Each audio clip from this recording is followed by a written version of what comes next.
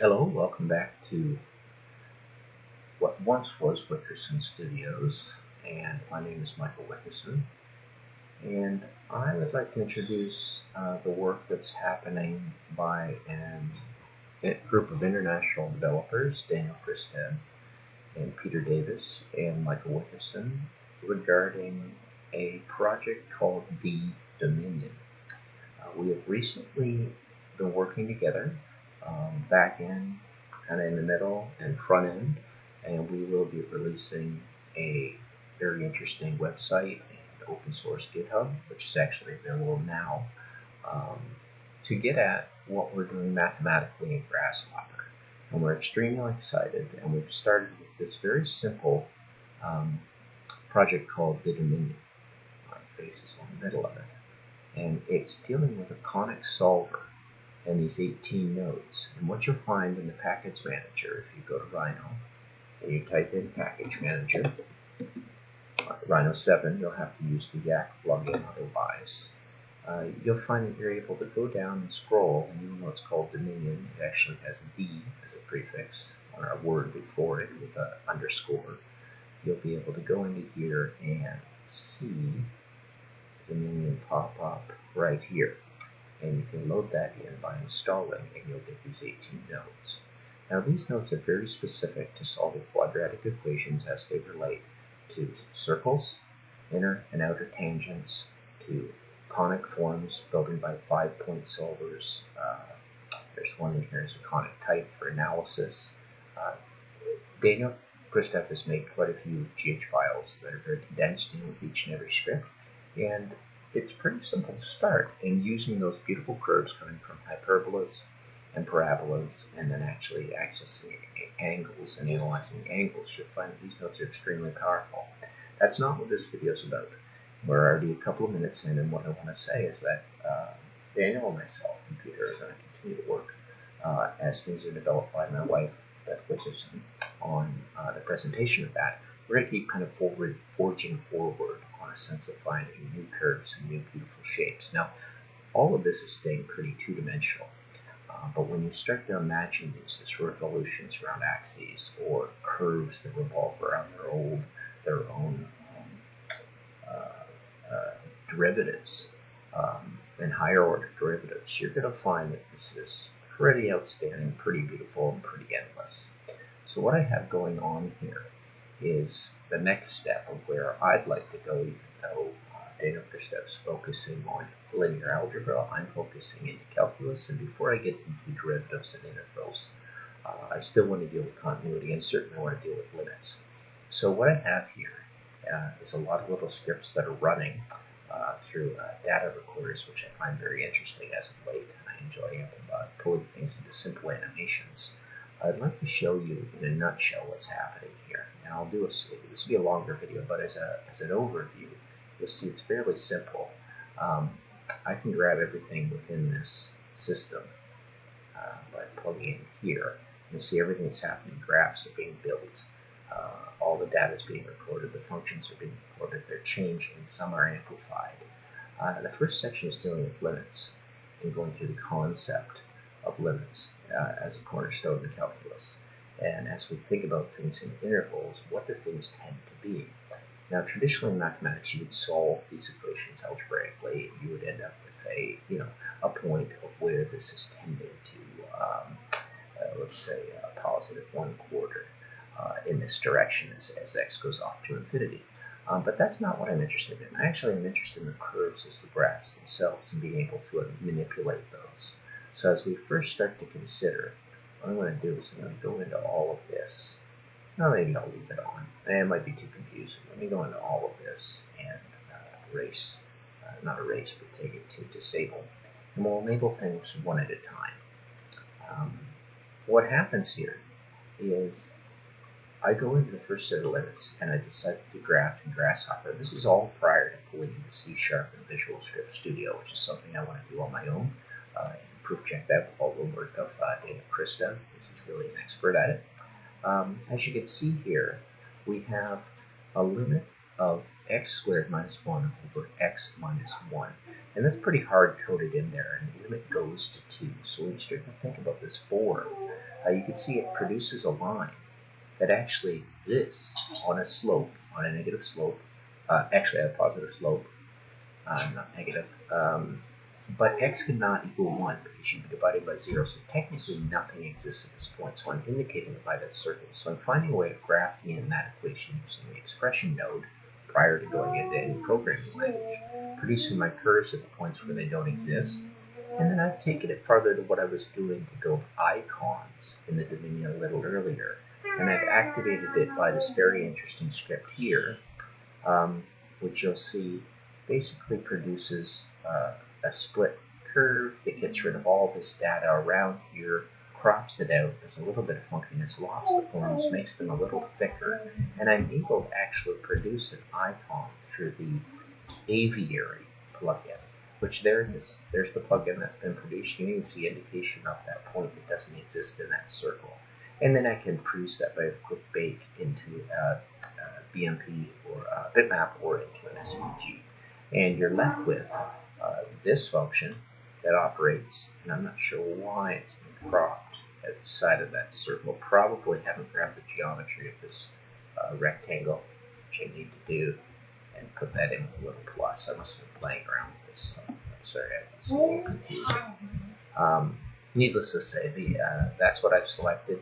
The geometries, yeah, there they are. There's the whole geometry, and there's a little bit that's tucking outside of that. If I select everything I want to select, there it is, there, and I'll put it on a preference of something that jumps and jives pretty brilliantly. Would jump and render. Well, technically, rendered angle isn't going to give me a lot of great color, and now I'm kind of neutralized it. Hang on a second, I'll put that into blue. I think you can see that, or even purple. It's not very thick, so it's pretty tight, so it's kind of hard to see those lines. But that's it. I crop out the graph that actually becomes the icon for the node. Now, nobody's going to be interested in having a function that does exactly that specifically.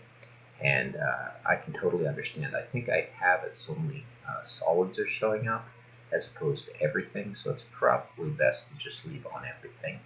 And I should have a text tag, but I didn't put the text tag in here yet to indicate the function's name. But anyway, a little bit of rambling. It's gonna continue. So follow along with what's happening here. The function is basically the limit represented by L, and there's some definitions of functions in here, and then there's the full formal definition of the limit as to what would happen. Got a little girl waking up behind me. The next graph is one of which that has a limit that does not exist, and it's the signum function. I'm going to show you specifically what that is, which is x over the absolute value of x. So if I put this on enable, and we take a look at what's actually being represented there by selecting it, you can see, and I'll turn off the past one, which was an introductory file, disable. You're left with this tool, and I'll take everything off preview. Didn't really have this set up, and you'll see that function is represented right there. Here I'm pushing it a little farther. Once again, it's a pretty simple system of creating a domain and range to hold your values. I actually have a little bit of logic in here of larger than or less than and calling out that data, so I can produce this curve that just doesn't quite get to 0 as it comes from the right. It doesn't quite get to 0 as it comes from the left. Produces a polyline, and then that data, once again, is put through the same system of a region tool, and this gets fairly simple as you understand, and into a graph, and you'll see I start to organize this better as I go. You're left with an icon that can change as your updates as you go, and you can bake that into your bitmap, and there you go. You're left with your graphs, and of course my color's a little flat. It's only doing the solid colors, so it's best to leave it off. So now you've got the signum function represented. Now once again, that's a single iteration, and it's showing you where the limits tend to be and where they don't exist. But I'm interested in curves, and I'm interested in doing things geometrically with this. So please just kind of follow along. I'm jumping into 1.6 extensions on the limit concepts. There's a little bit of information you'll go into here, looking at that signum function. Talking about how the terminology is used throughout calculus, if you want a refresher on that. And here's the next function that comes into existence, which is basically, I believe, a limit function. If I take a look at what I scripted, it's 9 minus x squared, and it's the square root of that. So as we turn this on, you might see something familiar, enable, and it looks very similar to a circle, and why shouldn't it? So let me take off this password, it's disabled, but you'll notice it never quite makes it to 0 because it cannot be at 0. You cannot have the y. If I bring in the value here, I can change that as a diameter to that circle. As we go, I think it has to snap up pretty high. Let me see where I'm at on here. I can change the amount of steps that are within it. You'll see it's do-si-doing and dancing and trying to get to that 0, but never quite getting there because it's really just playing with points on an interpolated line. So I leave the count pretty high and try and get it down to that. The square root of y, which is implied here, it's the square root of 9 currently. I could pull that up to 25, and it should be changing, but relative. Don't have a pumpkin. You'll see that circle's trying to dance and change as it changes its square root. I've just brought in another variable, and you'll see I'm doing that more and more and more. We'll leave it hard-coded right now.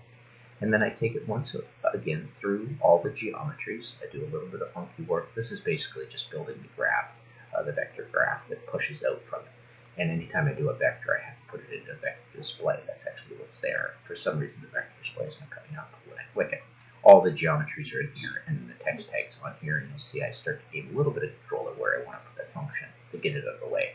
And I can always say specifically what that function is. And there's your icon that's updated. So you start to get a picture of this, and of course I can bake it out whenever I want an icon, so I want to produce that. So as these slowly transition into scripts worthy of becoming a C# with Visual Studio, you'll see I kind of make a step a little farther and farther. This is kind of how I think. This is how I kind of process through things. Now, here's an interesting one that deals with an integer. It's called the greatest integer function, which is a step function. And I'll show you what that looks like fairly quickly. So you jump in here and you enable. Take that off, and there you go. You've got a step function that always is that integer, but as it approaches the next integer on X, it jumps up a step. And it doesn't exist at that point. So you have these very interesting limits existing. Whenever I make limits like that, these still have to be breps for them to work for my bitmap to produce in my drawing tool. So I'll make a circle solid with the surface tool. I'll move the line up in one or both directions and offset it. I'll loft between it, and the other one I'll actually scale down the circle and probably loft between that. So I get a pretty nice geometry, but technically the script is very simple. The script are two equations of x equal x and x equal x minus 1 for this step function to work, and that follows exactly what I'm defining, the limit of x to n and the limit of x to n minus 1. So this starts to make visual sense as you go. Once again, we haven't got into any really beautiful curves, and I haven't done any funk yet. And this is going to get a lot exciting for those that are still listening on to what's happening. The next step is going to limits at infinity, which needs to be distinguished from limits at infinity need to be distinguished differently from infinite limits, which we'll get into in a minute. So let's liven this up. There's a vector grid. I've separated the vector grid now, so you can just basically go in and see that vector grid. And that should be up and running. Let me come out of here. What has happened? Should have some power. Maybe I'll have to select it all. No, this one's still running. I'll take this one off. Disable. Oh, I have something happening here. There we go. I just zoomed up. So this is kind of fun what's happening here. I've started to divide things and see what I'm doing. So what I've chosen to do is, even though set hard-coded, if I use these numbers as the equation, these numbers as the equation, and say I plug those ones in to the y, you're going to get this hard-coded script that looks like this. And you'll see the limits do tend to solve what you used to solve in algebra and calculus and limits.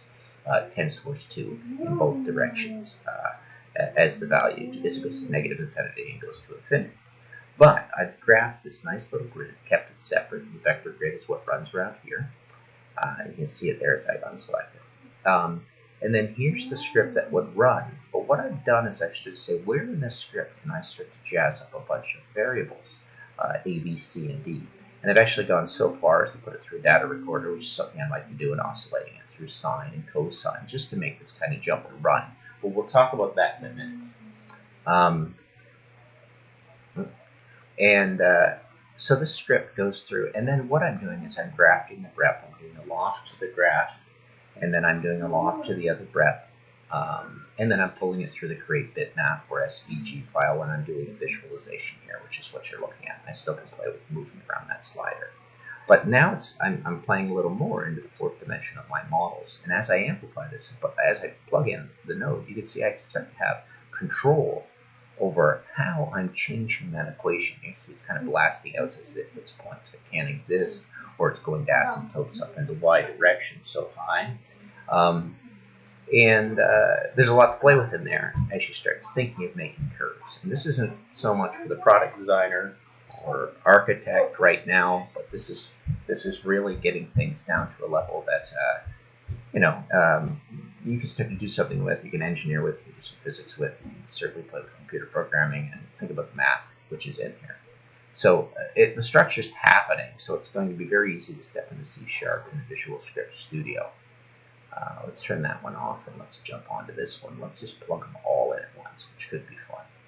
Let's enable that. And what you'll see here as it comes in, you've got one that's actually through the data recorder, one that I've changed the X and Y axis, and I'll try and explain what's happening here. Maybe it's best that I do one at a time. So we'll disable this. Now this one that we're going into, and we're taking a look at what infinite limits are. What does that mean? Limits at infinity. What are they becoming as they stretch out to infinite in the X and Y direction? I've got my grid that's on there. I'm using the equation 1 plus x over x minus a, and I've used a capital A, and I'm starting to find a format. You'll see this by the end of the video, that A is when I'm done, and I actually think it's worthy of bringing into Visual Studio, or maybe customizing a node out of it, or making a construction node for making curves. But A is something that I can slide through here and have a little play over what that does. And you see it starts to actually show you visually what a curve is doing before it solves its limit. And in mathematics, of course, we're so focused on finding the limits to find out the data, to think where this is going. But as a visual person or designer or an artist or architect, you may actually want to use those curves. And that's really the driving force of it. So let's just jazz this up and you'll see exactly what's happening. As I start to oscillate this through sine and cosine, I end up with these wonderful live, almost like kangaroo tools that are driven by the expression node. I think that's very exciting. And what's nice about this, as you build the reps and slide through here, you'll see your little icons are actually in fourth dimension. And I think the idea of making components for Grasshopper and having the icons be live is the next step that I might creatively do, and hopefully Daniel and Peter will take interest on that. And through my wife, we can pull that out and get that up online and try and do some interesting things through the group that I'm in. So it's a pretty interesting thing. You see, even the curve has to update and dance and jive as a definition, which I think is pretty interesting.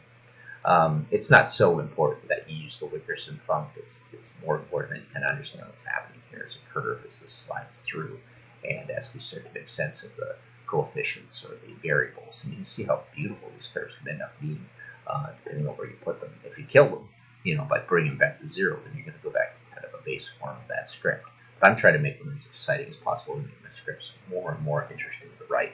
Now, what's the trick is, in the calculus book, you have to translate it in how you have to write things in the expression node, which will help as you go towards writing into C# or into GH Python nodes. And you can just write these into GH Python and C nodes or VB nodes right here in Grasshopper, but I think I'm going to compile them and put them into a plugin like we started to do in the Conic plugin that I'm in.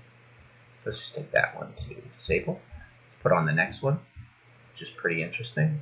A little bit of, probably over halfway through, 2/3 of the way through. This one's interesting, this script, which is basically, coefficient on x divided by the square root of x squared plus 1. And that's providing a pretty interesting thing that's happening. But let's go back and take a look at it as just the script itself with an amplification on the A. You see exactly what's happening through that. And that is a wonderful curve that's beautiful, that moves to the point 0. It has its root, and you can do whatever you want with that. You don't have to do the oscillation. Once again, it updates through the bitmap. You've got your icons being produced. You can bake it out, and you're left with understanding that. But once again, to me, it's just a single iteration that solves an equation for finding an answer. But as a visual artist and thinking of things in time, it's better to show them off through the whole system. Let's jump into the last one, which I will try and make some geometric sense to, and why I'm going in this direction. Let's go here and grab this equation, which is pretty wild looking. Like, I am scripting for this one, and we can move outside of our domain 5x5. I am actually starting to bring in what I call, the limit will be if I had this set, right? If I left this set from x going to x and y going here, you'll see what happens is this limit goes out and then finds its way to -1/4.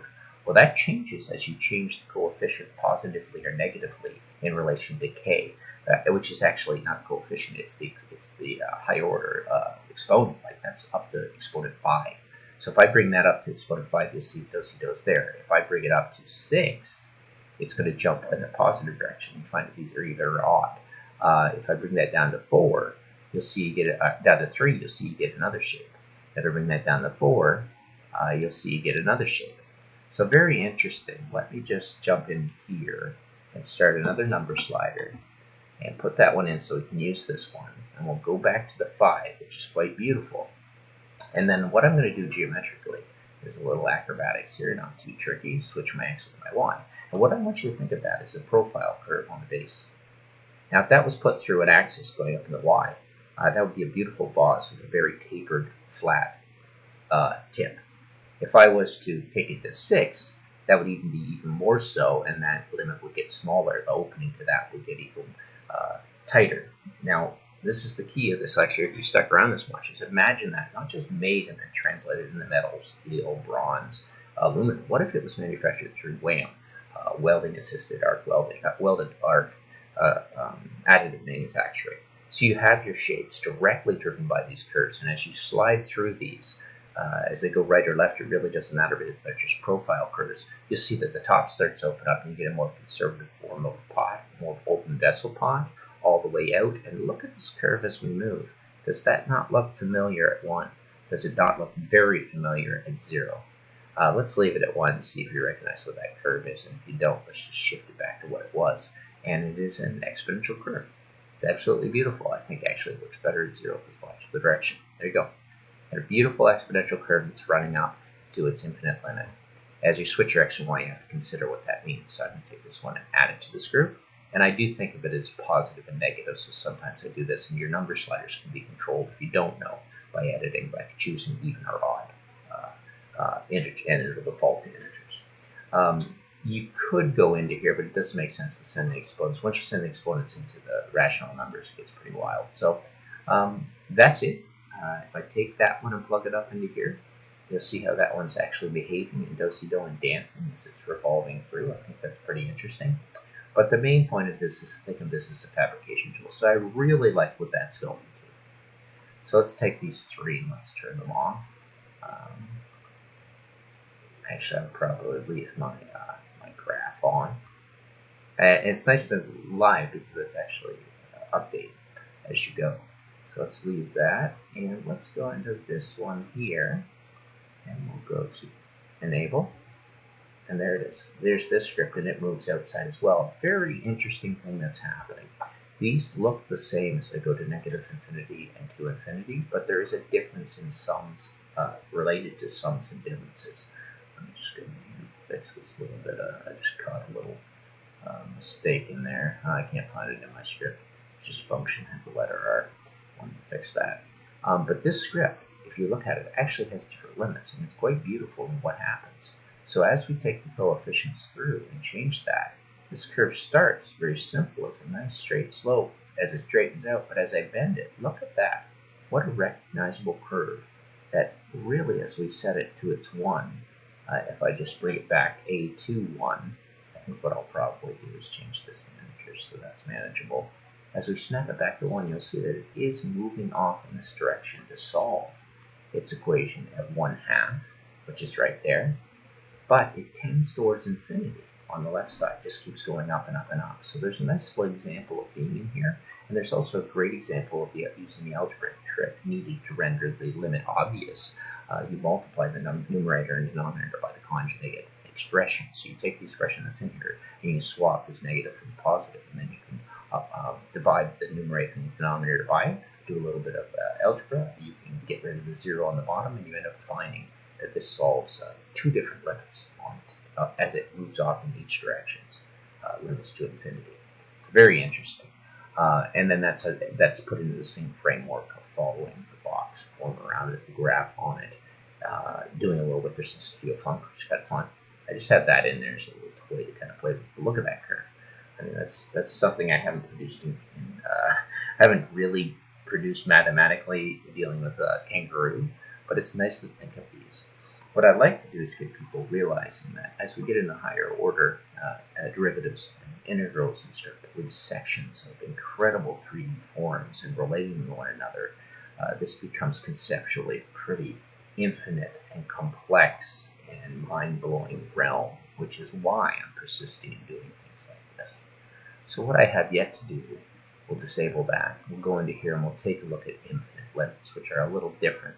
Those are the asymptotes that you're going to achieve in the vertical direction, the vertical asymptotes. So as we enable this, you can see, there it is, a tendency of this one. And I had to split the limits. I actually had to go in and do a little bit of making one domain start at -5 and then go to 0, and then I'm going to go from 0 to 5 for it to work. I had to split my script because I'm dealing with the same script, 1 over x squared.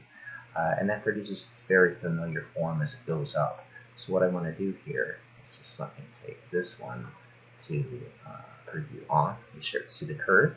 But if you downplay these numbers, if you bring back this number so it has less points to pick at, it's going to start shrinking down, and you'll see your limit only goes to a certain level, and it starts to pump incorrectly where the limit goes. So you have to think of limits as big numbers to actually visualize the graph. But this is a nice way of hitting a vertical asymptote that never exists at it. And then I've also gone in and I've added a couple of coefficients on it to make it a little more exciting. And I've also chosen that I can actually throw that through. You won't see any undulation on this. It's actually kind of too flat to do it. So let's just pull it back. That's not the right terminology, but let's pull it back to what it was, x over 1 over x, because it's jumping, but way at the end of this asymptote to the limit, you don't really see what's going on. But once again, you produce a bitmap for it, which was here. You have a nice little icon for that, a vertical asymptote if you want to produce it, play with those mirrored curves, and then you've also got the ability to play with that function where to place it. But you can see what happens to that function. It kind of zooms right out of there. Like it's gone. As soon as you move it exponentially, it just flies up in the vertical direction. So best to keep that at the end of the line, end of the second line. So infinite limits are a little different, but they're basically dealing with, this is the more proper definition of it. And then I've set up for the future this. So here we are with all the graphs we've been playing with. They're put out here. What I've done is I've gone into the examples in these books. I found my own way of scripting them. Let me jump in here. We got something slowing down the computer, so it has too much going on. Let's just set the limits. And what I'm doing is whenever I have a higher order integer exponent, I'm going to use k for that. I'm going to use I, A, I, or M for square roots. Actually, maybe not M or N anymore. And B or J for square x components. I've tried to stay with this. Constants can be C and D, and then I have additional variables M and N. So to correct this probably more correctly, since I had to get into more complex functions as I went, we're not going to be using M. I probably found another thing. A or I should be fine, and I'll use M or N for special variables outside of that. So that's the system, and what I'm finding is I keep coming back to kind of a constant, or not just a variable that doesn't have any x component, minus or plus. So that could be plus or minus that component. It could be plus or minus a times x. And quickly x becomes squared, it becomes more complex, and I have more variables that's divided by one another. And these are great functions to just jump in, cut and paste into the expression node, grab that, copy it, and put it directly into the expression node in your equation. So you just come over here and you pop it right into one of these equations, double click, and it's all ready to just insert and see what happens. And you'll end up starting to graph this function and relate to the other ones. So we get into continuity, you see we're going to be splitting out functions into many different shapes. So those are the consistency at the top, dealing with square root, squaring the functions, or single x variables, or square variables. And what I've done is use small letters, and I'm leaving this kind of notation that if I'm going to work with Daniel again on this, which I'm excited to do, once we find the forms, just like we did the quadratics, the solve the conics in the Dominion's last project, this one here, which I encourage you to download and play around with, you can see why my scripts produce icons, because all these scripts are produced from the actual component of the icon and what it does. And I find that's very cyclical and kind of beautiful. Then the next one deals a little bit with abstract numbers, but basically this one's looking at 1 over equations and what that means to grab that inverse of those equations. And that can be very exciting just to stay with that format. And once again, as I bring these into the expression notes, if they have all of these variables listed, I should have mentioned that, you will have to go in and do things like this and add your variables within your expression node, and then make sure right-click and change those to the names of the variable you're using. Make sure you're trying to use all the ones. The reason these are red is that they do default out if you divide by 0. But what's nice about Grasshopper is they continue to run when you do that. The next section is dealing with cubed root,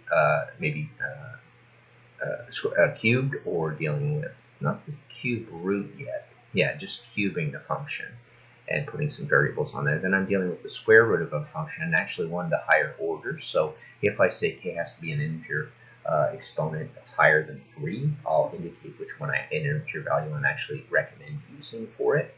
Hopefully Daniel will be able to follow this, and hopefully we can make this a little more less computational and more icon driven, playing with curves. I think this would be great for jewelers, architects, designers, sculptors, into any profession. I think this could be a very useful tool to see the beauty in what you used to solve for a single integral or for a derivative. And that's why this is all leaning past continuity into going differentiation and integration. Absolute values are very interesting one to play with. You can't just start on the straight bars. You have to use the script ABS, capital ABS in Grasshopper. I've got a few examples of that with variables and coefficients. But let's just say variables. And then I've got some higher order k exponents. I'm recommending 4 for this one and 5 for this one, but as long as you go higher than 3, you'll see what happens. It kind of blows apart and gets destroyed when you go to such a high exponent for obviously exponential reasons. And then specific equations, which you could make more complex with all of these other variables. Probably best just to try and get those right in and of themselves and see why they get these assignments. This was the one they used in the example to show you the positive and negative affinity are not similar, even though the equation looks extremely similar. And you think something, but it changes some and changes to a difference. And then the last one was this one as well, which is the same thing that was going on here. I believe this is, it's just changing to the negative, which is interesting to see what happens. So worth mapping, worth putting in as a function and seeing where it goes and see what geometry you make. It's a great little script here. I've made the same similar thing for calculus as chapter, we're still in chapter 1, but chapter 1.1, 0.2, 0.3, 0.4, 0.5, this is where this one began. And even though chapter 1.5 was pretty short, which I expect the chapter on continuity to be fairly short, because I'm not particularly interested in those moments where something is discontinuous. I'm more interested to get through it very quickly so I can move into a differentiation once I get into derivatives and start doing trigonometry. I think we'll find even this limit section is a little dry and simple compared to what I can do and what we can do together with the circle and the power of calculus. Well, thanks very much for watching. It's 33 minutes. I hope people are following the complexities of why my mind's going down this path. I do have a method to this madness. It is to graph and make beautiful curves and have computational and conceptual control to a level that I think any sculptor should actually be thinking. I believe painters think this way. Maybe not all of them. Maybe they don't know they think this way, but I think, as they say, having difficulties with integration is what nature laughs at. Thanks very much for watching.